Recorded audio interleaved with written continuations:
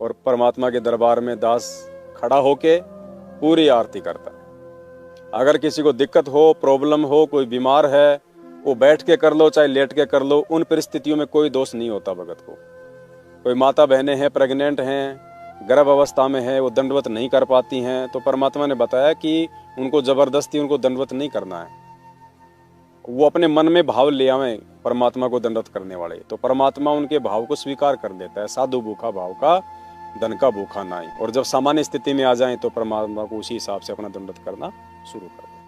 कोई भाई कोई बीमार है, किसी का एक्सीडेंट हो गया है, दंडवत नहीं कर पा रहा है, तो मन में दोष नहीं रखना कि मेरा दंडवत नहीं हो पा रहा, मेरा यज्ञ पूर्ण नहीं हो पा रहा। मन में भाव होने चाहिए, मन में भाव रखें और मानसिक तौर पे परमात्मा को दंडवत करें। जब भी आरती हो, जब भी कुछ हो, आरती उस परिस्थिति में वो लेट के भी कर सकता है, वो बैठ के भी कर सकता है, कोई दिक्कत नहीं है। लेकिन आप सही हैं, युवा हैं, सामान्य अवस्था में है, आपको शरीर में कोई रोग नहीं है, तो फिर परमात्मा के विधान अनुसार ही हमने आरती करनी चाहिए। उनके दरबार में हमने फिर जो है खड़े होके भक्ति बोध हाथ में लेके आरती करनी है, क्योंकि सामने भगवान है। अरे पहले हम जब आन उपासना करते थे तो सामने कोई भगवान नहीं होता था, एक पत्थर की मूर्ति होती थी और उसके सामने हम खड़े होके आरती करते थे पूरे परिवार वाले।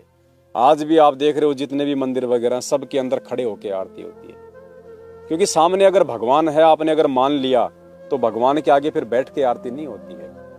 पहले राजा महाराजा होते थे, हम टीवी सीरियल में देखते हैं, फिल्मों में देखते हैं, संतरी मंत्री, राजा बैठा होता था, संतरी मंत्री उसकी सेवा में खड़े रहते थे, बैठा नहीं करते थे वो, उसकी आज्ञा के बिना, उसके आदेश के बिना खड़े खड़े रहते थे वो, क्योंकि उनकी ड्यूटी थी, वो नौकरी थी उनकी।